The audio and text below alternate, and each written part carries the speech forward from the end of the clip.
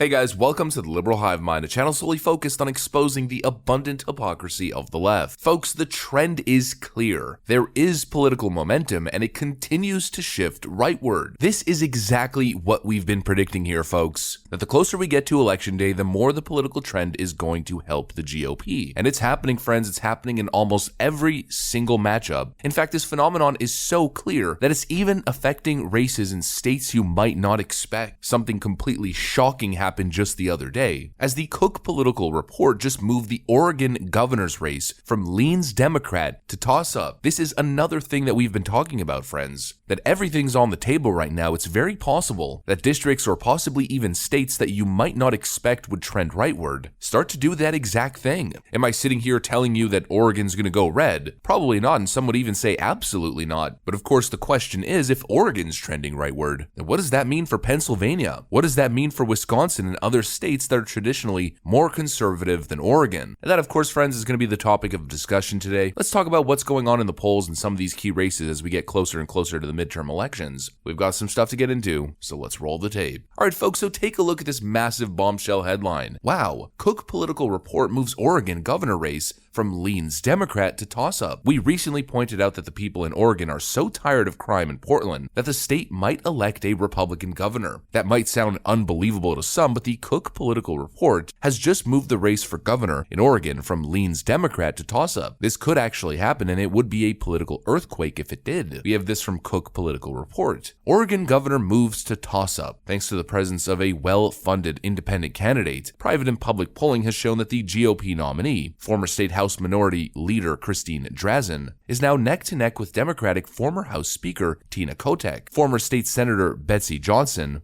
A bespectacled former Democrat turned independent threatens to act as a spoiler. There's a clear trend of both Kotek and Drazan pulling in the low 30s, while Johnson has yet to pull higher than the mid-20s, though she argued that that will rise post-Labor Day. And so essentially what we're seeing here is a three-way race, where an independent candidate is basically spoiling the Democrat lead. But regardless of that, what's truly shocking is that the Republican candidate and the Democrat candidate are essentially tied in the low 30s. And again, do I think we're going to see a massive upset in the state of Oregon? Chances are probably not. But this race isn't as surprising as you might think it is. It's not uncommon for a state that votes Democrat, especially on the presidential ballot, leans a little more right when it comes to down ballot when it comes to the governor's race. The phenomenon of voting for Republican leadership in your state and then voting for Democrat leadership on the federal or presidential level is something that's actually quite common. And what this shows us is that Oregon might be a little bit more malleable than you might have expected. Oregon might be more open to conservative ideas than initially thought. Of course, Portland is completely lost, but Portland only needs to trend rightward a little bit and it could have a really big impact on the state as a whole. And again, it's not exactly surprising that Portland would move a little bit more right as well. We've been following what's been going on in Portland and it's very similar to what's going on in California. People are fed up. We have a recent story coming out of the city showing that people with disabilities are now suing over blocked Portland sidewalks. People with disabilities in Portland, Oregon have sued the city saying that they can't navigate its sidewalks because of sprawling homeless encampments. I've also showed you guys this video with fed up residents from the Portland suburbs.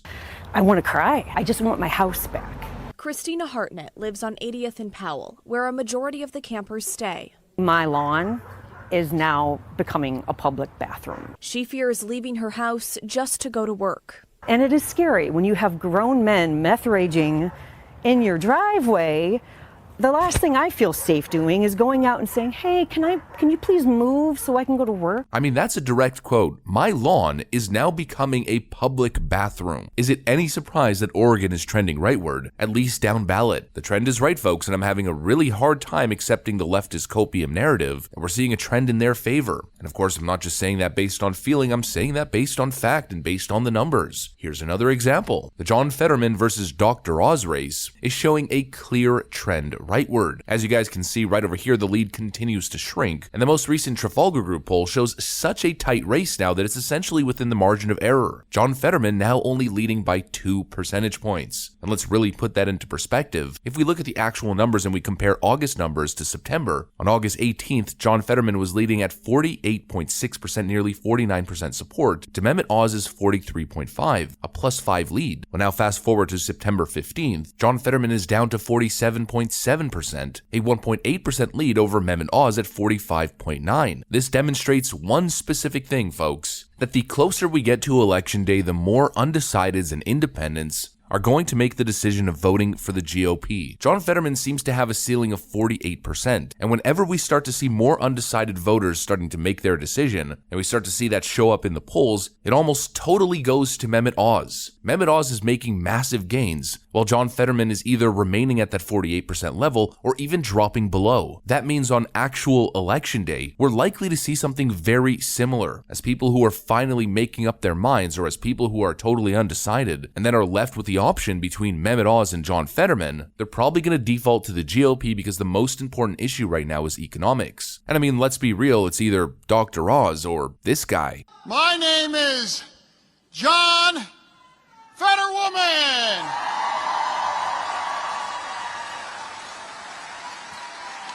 Now look, we've been a little bit critical on Mehmet Oz, and I've stated many times that I think he's pretty bad at campaigning. But you know what? John Fetterman might be much worse when it comes to campaigning. I mean, that was cringe. And now what's very likely to be the final nail in John Fetterman's political casket is this most recent development that John Fetterman has now made the decision to debate Mehmet Oz. There is absolutely no way that this ends well. We've already covered John Fetterman's failing health, his clear cognitive issue after he's had a stroke. But that's probably not the only main concern that I'd have if I was a Democrat, with John Fetterman heading into a debate. When it comes to the actual issues, I mean, there's no real substance there with John Fetterman. I've watched him on the campaign trail, and pretty much the only thing the guy ever says, he continuously attacks Mehmet Oz over crudité and owning 8 homes, most of which are investment properties. That's not exactly a strong political message or policy platform, now is it? Don't vote for the other guy because he's rich and cultured. Vote for me, the man who's nearly 50 years old and still wearing sweatpants. Vote for me and send me to office, the 50-year-old slob who looks like he's dressed to go to a Magic the Gathering tournament. The trend is absolutely clear here, folks. And it's not just those two states, we're also seeing the same thing in Nevada, as Adam Laxalt now holds a lead over Catherine Cortez Masto. In Wisconsin, Ron Johnson is very likely to beat Mandela Barnes. Herschel Walker maintains and is even growing his lead against Raphael Warnock, and if the GOP can secure 1 or 2 more races, 1 or 2 more states, that's a 51 to 52 Republican lead in the Senate. If Republicans are now likely to take the Senate, well, I can't imagine the absolute blowout that we're going to see in the House. And anybody who's saying that this red wave is faltering and that Democrats have all of the political momentum right now, well, like I've been saying, folks, I'm just not buying it. I think the red wave is here, and the red wave is here to stay. In fact, it's probably growing, and it probably hasn't even hit its peak yet. If Republicans can just nail the optics and nail the messaging campaigns, the next roughly 2 months before Election Day should be 2 months of Republican gains, especially considering we're in September and October, and it's quite likely to be a very red stock market for the next 2 months, and the number one issue going into the election is Bidenflation and the Biden economy. Democrats are coping if they think that they're going to overperform. It's just not going to happen. That's what I got for you guys. If you enjoyed the video, make sure to leave a like and possibly subscribe to the channel. I'm going to get back to work. Thanks for watching, and I will see you on the next one.